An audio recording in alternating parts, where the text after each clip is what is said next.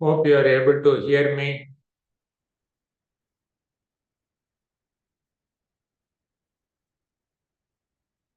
Yes, Sindhu.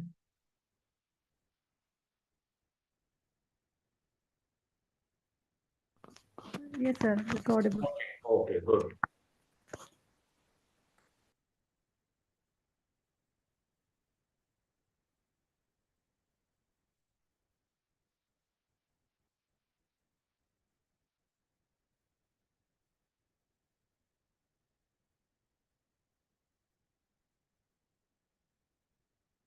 Also, look into the page of question and answer into.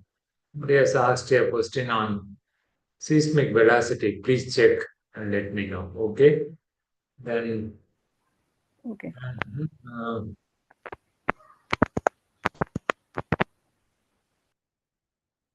question on velocity formula. We perform IP survey using the CI. That we can consider. And timing this time is it correct into 43.08. That also, Yes. I was Yes. discussing with our Mr. Perumal Raja. He says the same video, if I think students are wrong, that is what he says. We need to check. Hello, one person has joined. You can start. Gautam, can you hear me?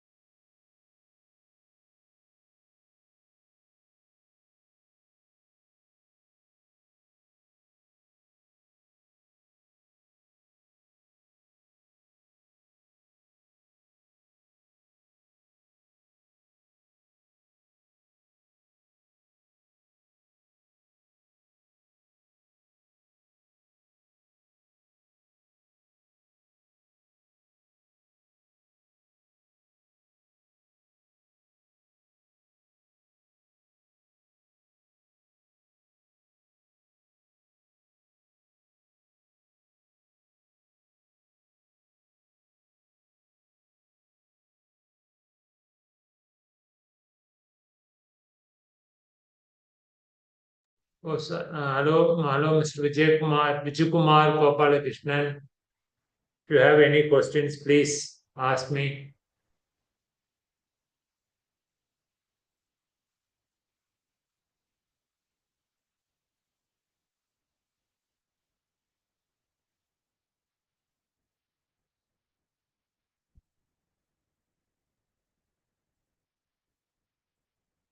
Not many have joined today. I don't know the reason.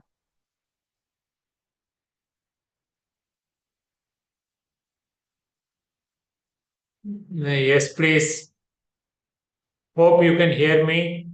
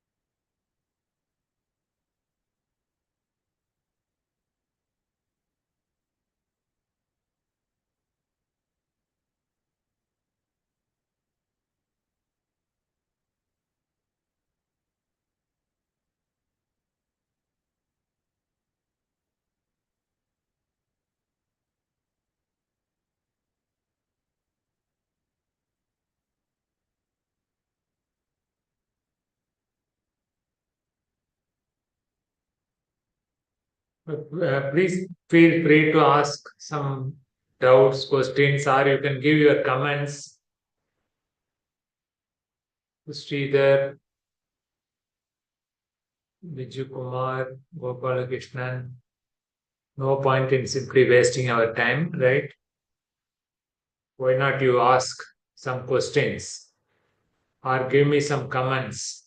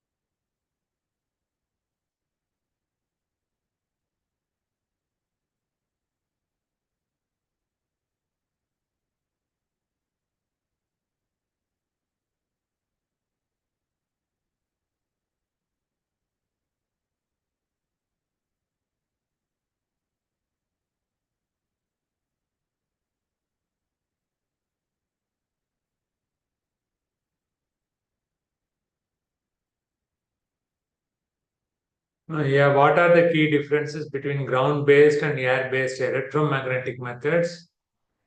We need to choose. Yeah, basically, principle-wise, there is no difference. Right? Both are the same. It all depends on how much of area you want to cover. The choice depend on the aim of your investigation. Suppose if you want to investigate a small area, maybe less than half a square kilometer or less than 10 square kilometer also. You can do it based on the ground based electromagnetic survey.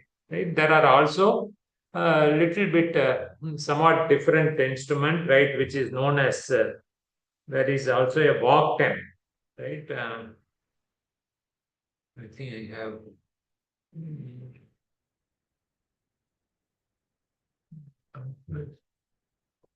Right, which means in walk time you don't even touch. You can lift the instrument and keep walking. When do we go for air based? When you want to investigate a very large area, a part of one district or one state, or very large aquifer system, maybe like Indo-Gangetic plain. In that case, we can go in for air-based. So air-based is much more very expensive. You may have to hire, getting permission, right? We need to switch off the power also, right? We have to get special permission. When you are operating, the power supply over the region has to be turned off. A lot of other issues. So choice really depend on the area of your interest. For example, in India, we have already done. That means Central Groundwater Board has done investigation. That is what our you would have heard from. Have you heard or you are going to? I'm not sure. How about Hindu? Have they have seen the? Is it within this or Hindu? Yes, sir. Have they seen this group? No, today's discussion forum includes electromagnetic or not? Yes, sir. Include. Am I right? Yes. So, which means they would have seen Dr. Sendil Kumar's lecture. Yes. So, the choice literally depends on the aerial extent of your study area. Hope I answered you. If I have not answered you, you can tell me.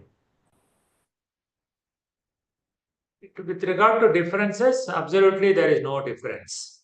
There is in between also, which is known as walk time. That means you can carry the instrument and keep walking. In the brochure, I'm searching for that to just to show you.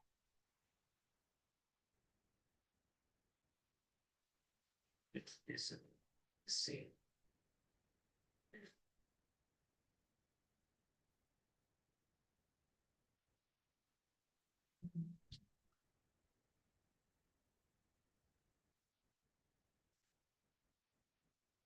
So you have an instrument something like walk time. That means you have a small, that orange color is the, can you see?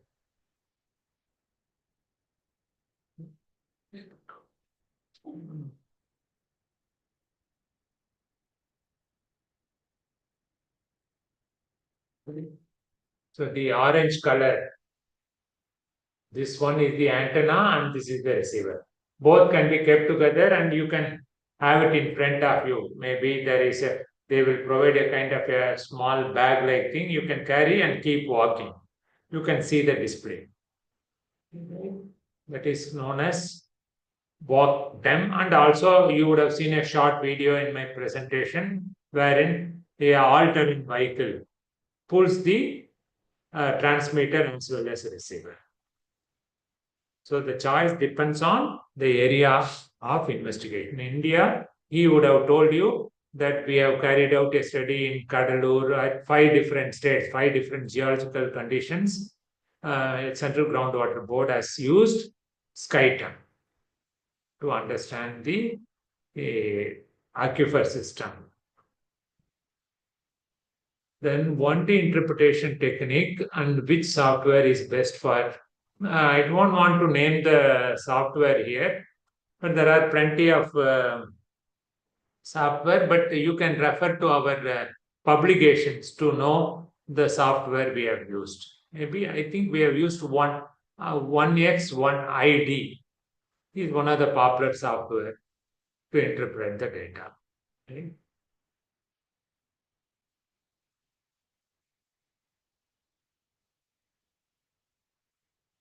And the third question is from Mr. Gopalakrishnan. Yes, all the three methods. That means electrical resistivity, cell potential, induced polarization. They are all done with the same set of instruments which you had seen in my first lecture on resistivity methods. Okay, the same instruments are used for all the three methods for all electrode configuration. Even yesterday in the class, somebody was asking, right, when for Venner method, is the instrument different? Slumberger method, is the different instrument different? No. The same instrument is used for all the three methods such as resistivity, cell potential, and IP methods. In the case of potential electrodes, it is preferable to use non-polarizable electrodes. Right? Non-polarizable electrodes are preferable for carrying out survey under cell potential method as well as induced polarization. Why? In the case of cell potential method, the electrode which we hammer, right? Suppose if you consider this as an electrode, the electrode which is going to be hammered into the earth itself may function like a polarizer. This itself may get polarized because we have hammered the electrode into the earth, little bit has gone down. Here there will be some moisture, here it is dry. So the moisture content also vary within this. So this itself will behave like a mineralized ore body.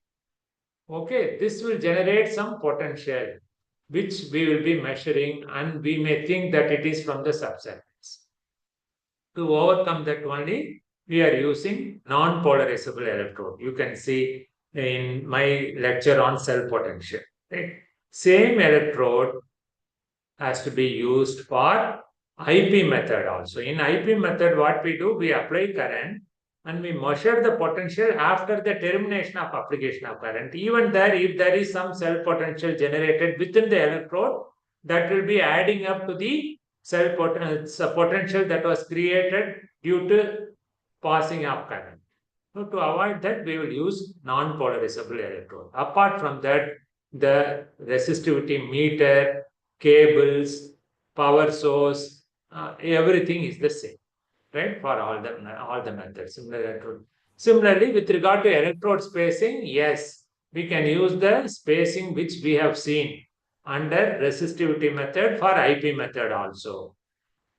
Right, such as Schlumberger, Venner, dipole. Usually, dipole or pole dipole method is very common in IP method, but we can use any method.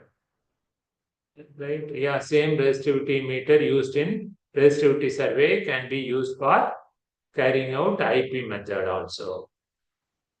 Anything else? I think.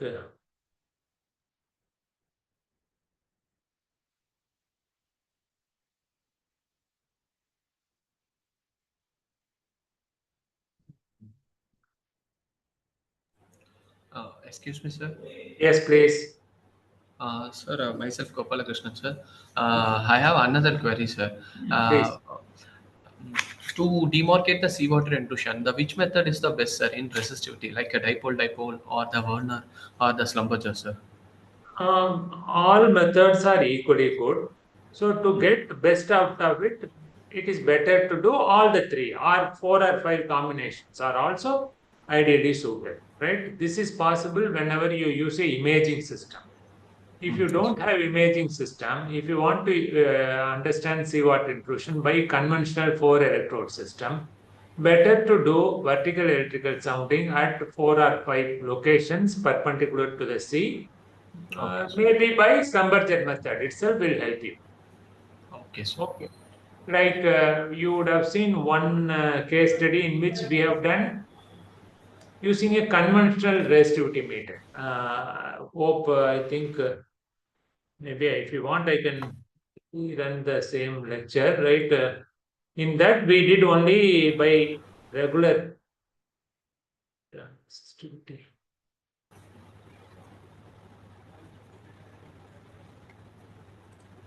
Yeah, I will. Since not many are there, I can take my time.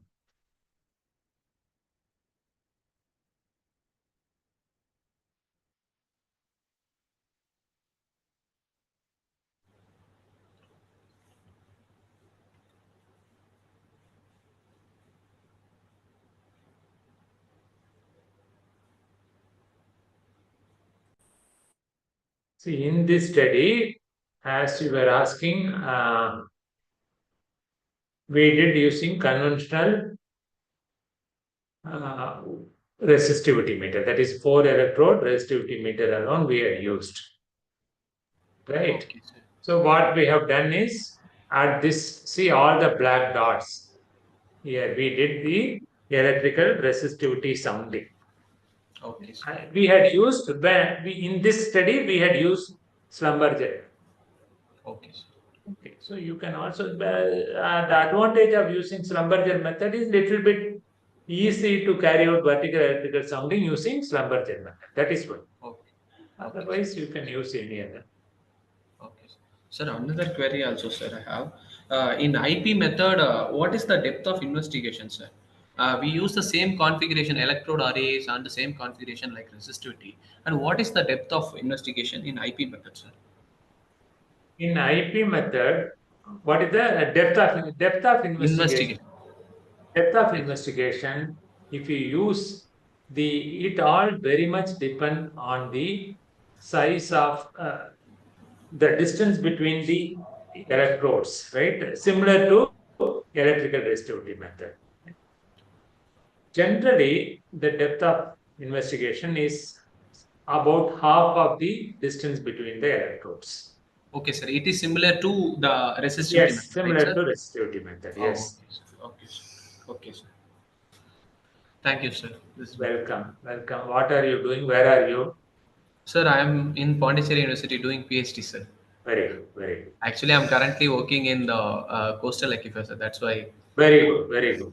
So if you are working in coastal aquifer perpendicular to the sea, the best is to maybe right. Suppose if Slumber, this sir. is the if this is the coast, right, and Yes, sir. on this side is the if this is the if this is sea, right, carry out vertical electrical sounding Okay, sir. at 4 or 5 locations. Okay, sir. Or if you can do at 3 or 4 lines like this, you will be Okay, able to prepare a diagram like this. okay, sir. Okay, sir. Okay, that Okay, means sir. if AB by 2, for example, is 3, what is the apparent Okay, resistivity here? What is the apparent resistivity here? You can prepare okay, isoresistivity contours. okay, sir. Okay, sir. Okay, sir. Sir, another query also, sir. In dipole-dipole method, we separate the electrodes in two set, right, sir? One dipole and another dipole. What is the depth of investigation, sir, in dipole-dipole method, sir? In Usually, which point, in which pseudo section point we measure the resistivity, sir? usually it is the center point of both the pairs. Okay, sir. Okay, sir. Okay, sir. Okay, sir. Thank you, sir. These Welcome, are my welcome. questions. Okay, sir. I think not many have joined today. Many have joined. Maybe others can also ask questions. I think Mr. Gautam is back.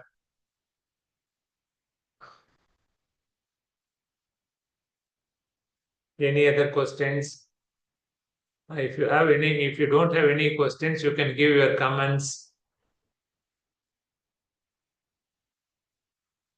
Comments on how I can improve is also welcome, right? Rather than be sitting idle. That is, we have about 30 minutes, 29 minutes more.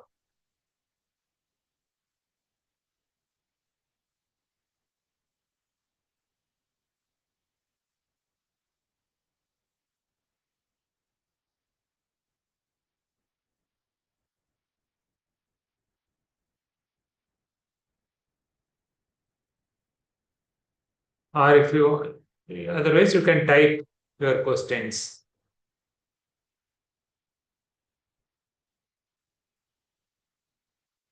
Not many are here today, so you need not type also. You can unmute and talk.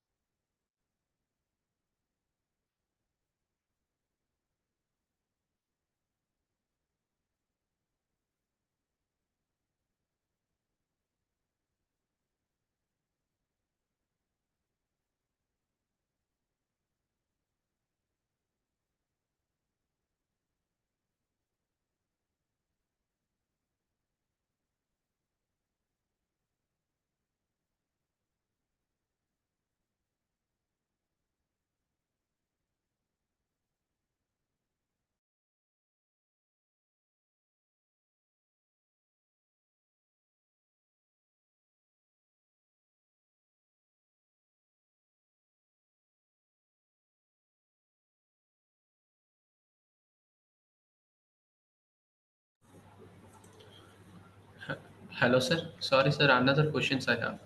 Uh, can I ask, sir? Hello, sir. I'm audible. Yes, yes, yes.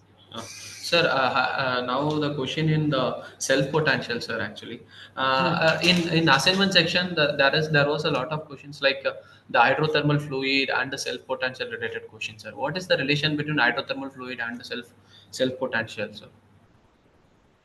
Generally, hydrothermal fluids are rich in minerals, right? Okay, sir. Rich in ions, due to which cell potential around such zones will be expected to be little higher.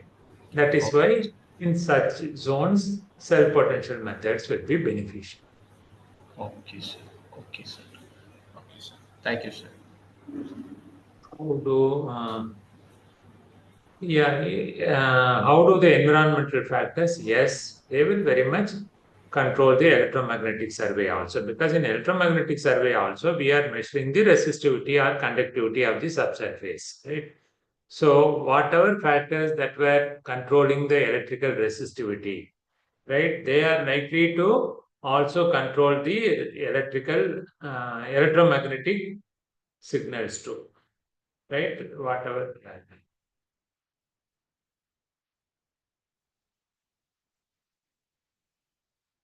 All these things will also have an impact on electromagnetic survey also. But the advantage of electromagnetic survey compared to electrical resistivity survey is electromagnetic survey can be carried out much faster. Hope you had seen the video of we carrying out electromagnetic survey. Was that useful? Would you feel that as if you are doing the survey in the field or not? Have you seen that video? Maybe you can type yes or you can talk to me just for me to understand.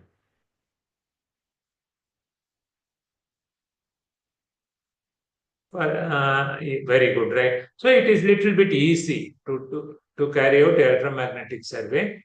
Another advantage is there is no need to keep on be hammering the electrode, just lay the cable on the surface. That is what it is, completely non-invasive.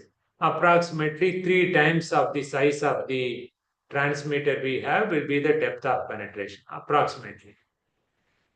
However, as you had mentioned, topography will have an impact, soil moisture will have an impact, presence of minerals, clay content, temperature, salinity, whatever you see here, everything will have an impact. That is why we are able to infer about all this. Okay. Both the methods are somewhat different. I cannot say somewhat different. They depend on more or less the same properties of the subsurface. The way in which we investigate that is little bit different. In the first case, in electrical methods, we literally apply current into the air and measure the potential. From there, we determine the resistivity. Here, we induce eddy currents into the subsurface. The eddy currents in turn, in eddy current developed is measured. So here too we are measuring resistivity or conductivity. Okay. So whatever factors that were controlling the electrical resistivity method will also control this. Right? Especially yes, topographic effects will be also there. For example, you cannot do survey on a steeply sloping surface. Right. So when you have a steeply sloping surface, I will use this space and draw.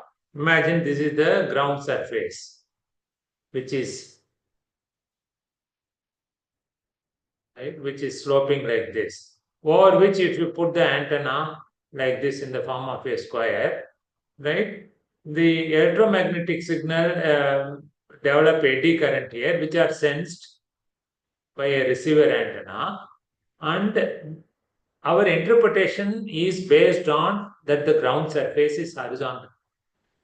Okay, so we need to apply some corrections. I'm also not sure whether corrections can. I think there are some research publications, right? Still, it has not come into book as far as I know. So, topography will have an impact in all the methods, including electrical resistivity method, right? Including electrical. Suppose if the ground surface is sloping like this, right? This place, ground surface is sloping like this. If you keep the electrodes in this manner and make measurements, right? And we are actually measuring the variation in apparent resistivity below this particular point, right? Literally speaking, it is a kind of an inclined line, but we will attribute that to a vertical line beneath that. Right? So there are ways to overcome this by applying corrections. But we have not seen all these things in our lectures.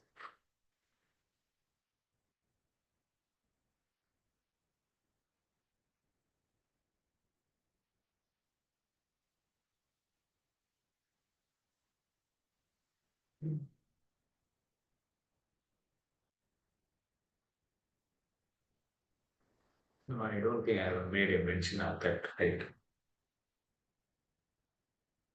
20 minutes more, please make use of the time. Today, not many of you have joined.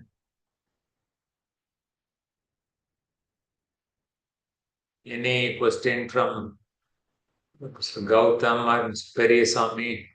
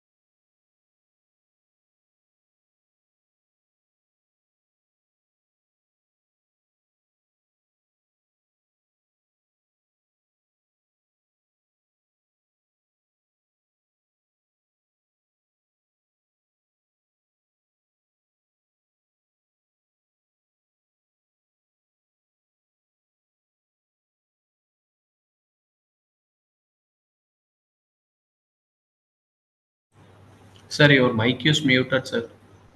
Very, very sorry. So, what do you think is the best method? Right? First and foremost is electrical resistivity method will be ideally suited for groundwater prospecting. But nowadays, due to the limitations in terms of availability of space, especially in urbanized region, we are resorting to electromagnetic methods. So electromagnetic or electrical resistivity method is best suited for prospecting for groundwater. Whereas cell potential method or mostly cell potential method is best suited to understand water leakage across the earthen embankment. Cell potential depth of investigation is limited to 25-30 meters. So earthen embankments, if there is any leakage, that can be detected by cell potential method. For prospecting, resistivity or electromagnetic method is ideally suited.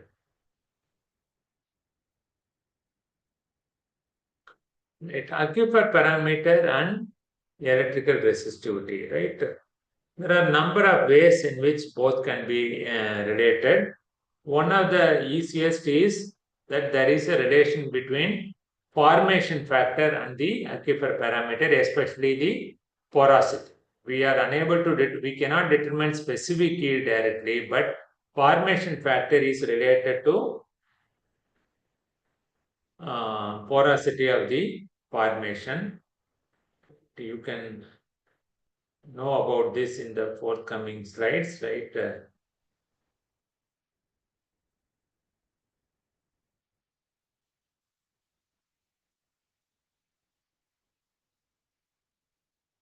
Even here too, what we have done in this study. So here you can have a look at how transmissivity as well as longitudinal conductance is related to the resistivity which we measure in the field. Okay. So longitudinal conductance of current, conductance of current is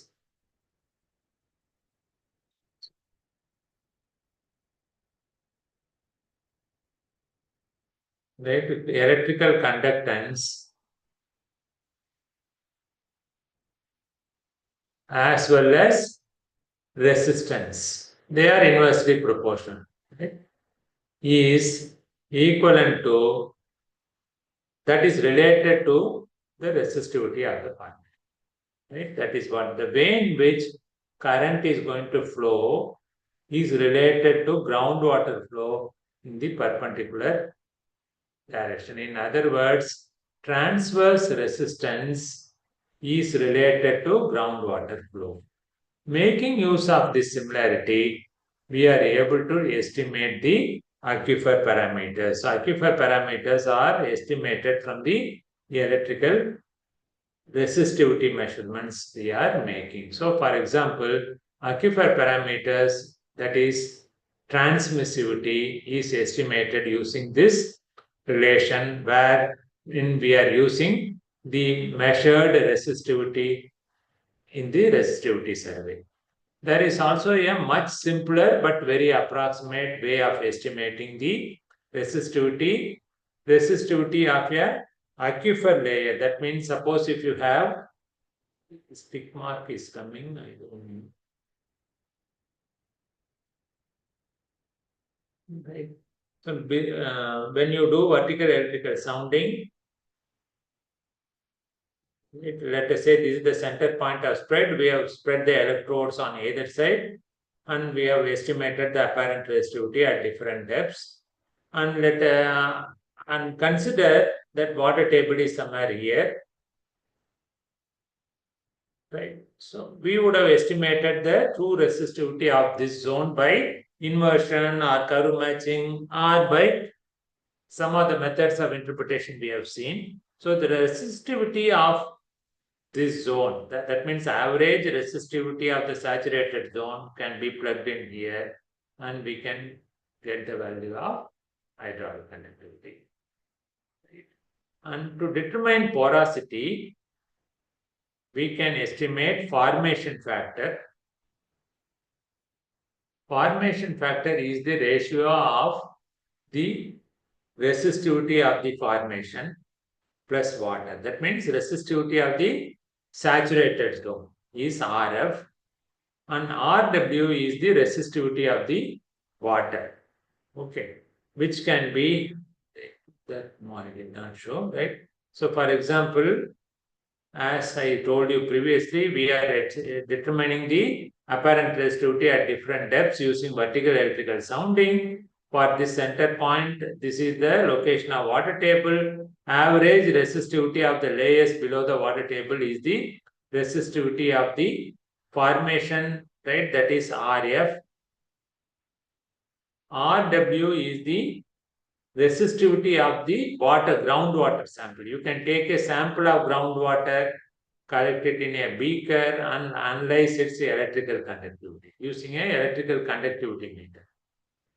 Other option is, right, we can also deploy the conductivity, we can carry out conductivity logging. We are going to see during the 12th week. In conductivity logging, what we are going to do is in a borehole, we will measure how the electrical conductivity of the water changes with respect to depth. Okay. So inverse of electrical conductance is RF, which we saw on the previous slide. Right. So sorry, RW. Sorry, RW. Right. So resistivity of the saturated zone divided by resistivity of water gives formation factor. Formation factor is related to porosity of the formation. Right? So in fact, here we have also related formation factor with the hydraulic conductivity. And because porosity and hydraulic conductivity are also empirically related. So same way what we had for this particular site is about 10 to 12 hydraulic conductivity tests were made by traditional methods of pumping tests. Right? So pumping test data we had at 10 or 11 locations. Then for the same location, we at the same locations or little bit nearer to that, we have done vertical electrical sounding. Based on the vertical electrical sounding, we got the formation factor. That is F is equal to RF by RW. You can see formation factor and hydraulic conductivity are reasonably related. Okay, so this is how we have correlated here.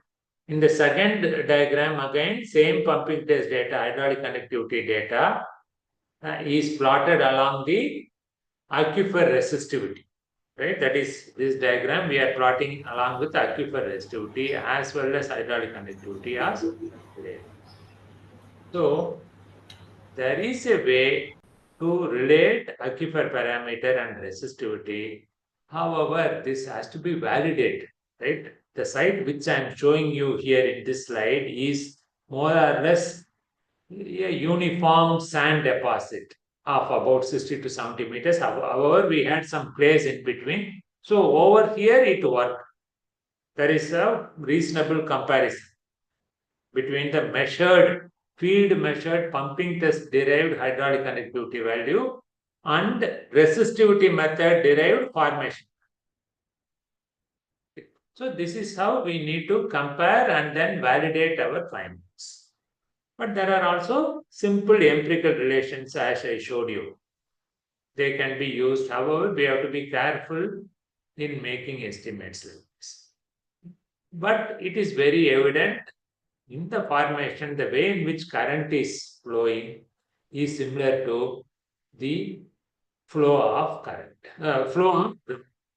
That is how in olden days, even aquifers were simulated by electrical circuits, electrical models. It is something like if you consider this plate, hope you are able to see, not seeing my, you are able to see this plate, am I right? Yes, sir. Yes, sir. Yes, sir. So this plate can be converted into an electrical circuit. Okay. From the center of the plate, right, suppose we allow the current to pass through this plate. It is an electrical circuit with several nodes, as you see here, dots, right? And current is passing through this plate. Suppose if I connect a bulb at the center, the bulb will glow. when the bulb glows, current is going toward the center of the plate from everywhere. This is equivalent to pumping a aquifer of the same size from the center. Okay, so several decades ago, at the time we didn't have computer models. Nearly 30 years ago, modeling was done using electrical circuits. So there is a similarity between the way in which current flows as well as the groundwater. So using this similarity, we have to estimate. But it is not a straightforward formula for the entire world. Yes. So we have to fine tune that for a given site. Okay. Okay, sir. Sometimes it may not also work. For example, if you take a site adjacent to Pondicherry, lot of heterogeneity will be there. Over there, this may not work also. Yes, Right? sir. Whereas this technique is widely used within a borehole logging. We will see toward the end. Okay, sir. Okay, sir. Thank you, sir. Welcome, welcome.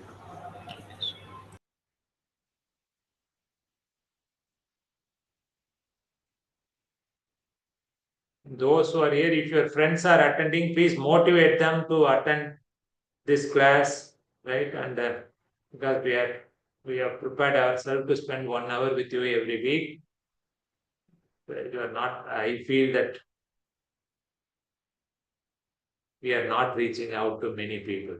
Either everything is very clear from the lectures we have given, or we don't know how to take it.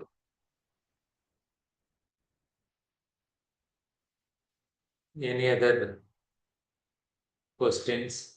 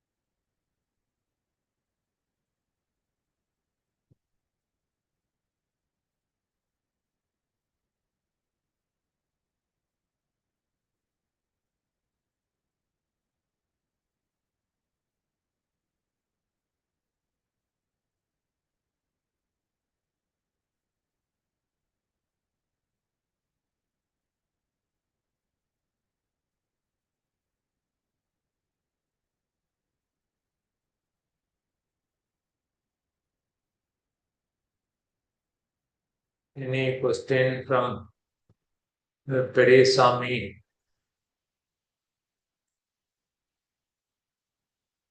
Vigneshwaran?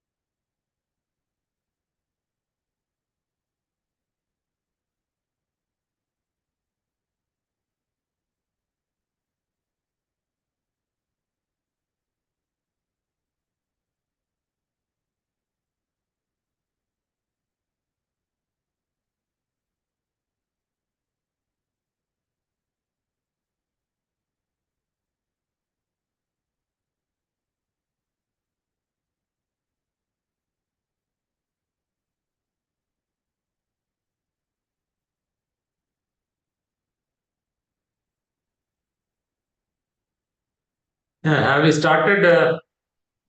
I think I see the next question on seismic methods. Have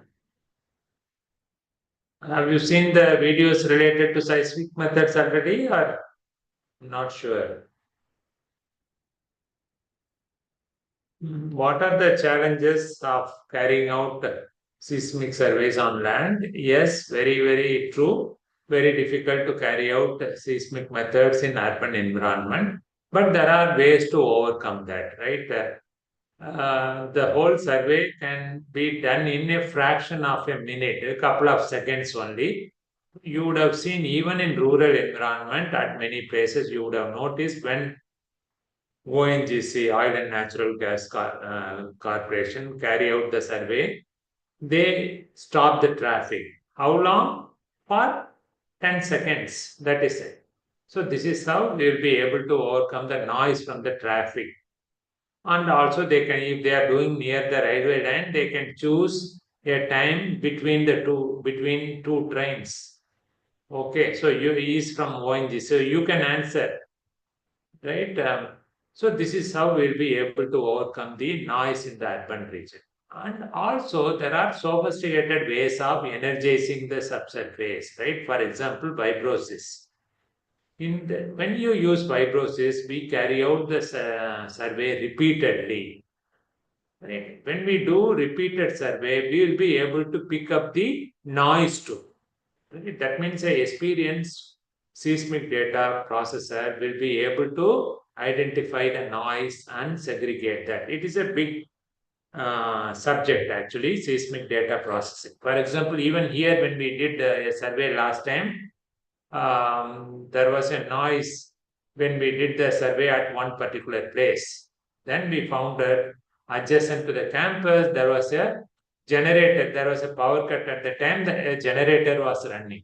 That was creating a lot of vibration of the ground, though we were nearly about 60, 70 meters, around 50 to 70 meters away from that. But our geophones are so sensitive, it is able to pick that up. Right? Whereas at adjacent sites, we didn't get that noise. So this is how the system is enabled to segregate the noise. So there are challenges, but it can be overcome. To answer you very simply.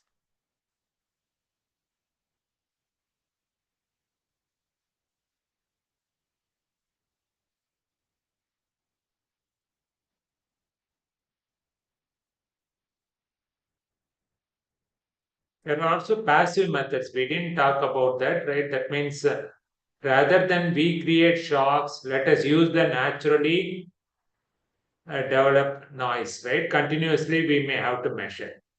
The same signals can be also made use of for our advantage, but I didn't cover that. A lot of information available, right? It means we will not be waiting for an earthquake to occur, but the natural ambient signals, seismic signals, as you were saying, in urban environment. But we will continue to measure for slightly longer time.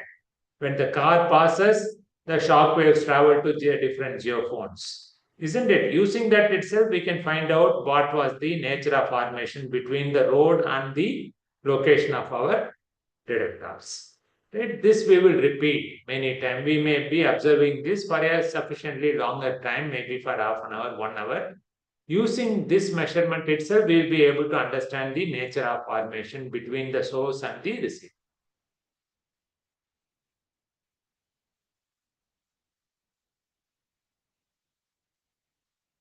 Okay, time is 4.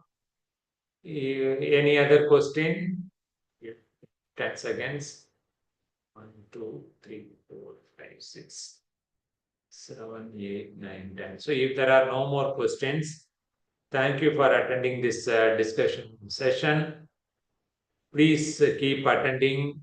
Please ask many questions. As a teacher, I'll be very, very happy to answer more questions and also motivate your friends who are attending this course to make use of this discussion. Right? You can also give your feedback as well as if you have any other questions, you can also type in your questions in Q&A in the link provided in the course web page. That is it. Thank you very much. I thank my TA as well as the person from our NPTEL studio who has set up this discussion session. Thank you all. Bye-bye.